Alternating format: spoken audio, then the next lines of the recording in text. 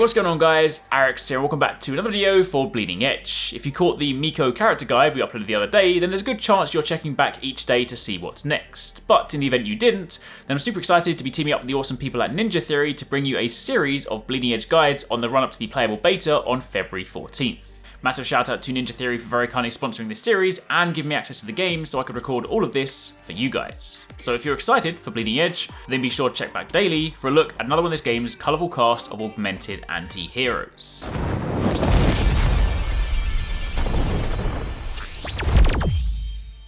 Today we're turning our attention to Gizmo, another one of the DPS heroes in Bleeding Edge, this time offering damage from afar thanks to her GG gun. Gizmo racks up damage through consistent fire, and thanks to her ranged approach, she can engage in battles from elevated positions, making her a real threat to the opposing team. Combine this with a couple of really powerful and destructive supers, and Gizmo can be a pretty decisive hero to have on your team. Summon a giant mech, or ride a highly explosive rocket into battle, and you'll soon see that this vibrant hero is no pushover. Starting off with your basic abilities, you have the GG gun, your ranged weapon. With this, holding down X will begin to fire, and the longer you hold down the trigger, the faster your rate of fire. So it should go without saying that maintaining constant fire on a target, even whilst they try to escape, is a great way to rack up the damage. Additionally, since range is your ally here, when playing as Gizmo, it's often a good idea to engage in combat from an elevated position so as to make it harder for your opponent to chase you down.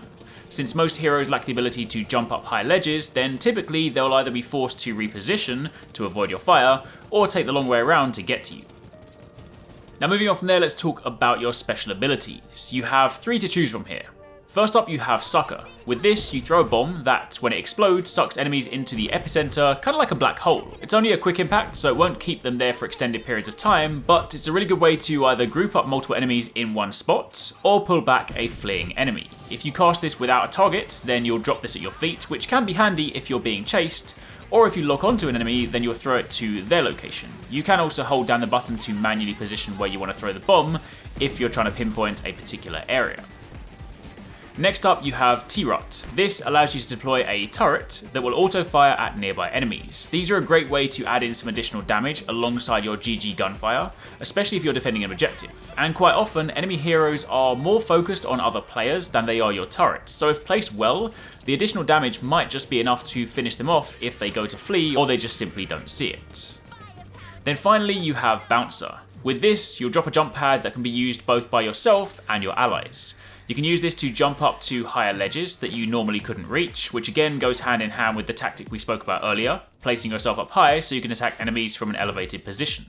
Furthermore, if you dash into your jump pad, you can use it to launch forwards as well as upwards, so this too is a great move to use if you're trying to escape.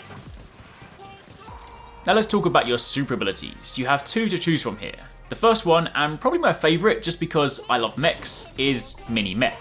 When activated, you will summon, as the name suggests, a mini mech, which you can pilot freely and use to dish out meaty damage. On one arm you have a regular Gatling gun for sustained fire, think of it like a bigger version of your GG gun, and then on the other hand you have a flamethrower which, in a similar way to Nidhogger, deals damage as a percentage of the opponent's max health, making it great for dealing with those tankier, high health heroes. You also have more armor whilst in the mech, so drop it whilst on an objective or in the middle of a big team fight and you'll very quickly see people are forced to flee. Alternatively, you have Rocket. With this, you will summon a giant missile and you can ride this into battle. The longer you ride the missile, the bigger and more damaging the explosion. Keep in mind that if you collide with anything, be that an opponent or a wall, then the rocket will explode. But if you want to detonate it prematurely, you can also press X. Ideally, you deploy this a little bit outside the engagement so that you have time to put some distance on the rocket, and you then round it out by riding into a huge group of enemies for maximum damage. But that, my friends, is pretty much it for Gizmo, a really fun and potent DPS hero once you get her playstyle down. If you go from a melee hero to a ranged hero, the change in pace may take a moment to get used to, but once you begin to master her moves, she really can be a devastating option to have on your team.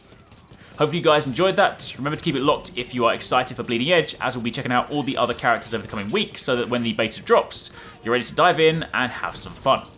Thanks very much for watching, and I'll catch you in the next one.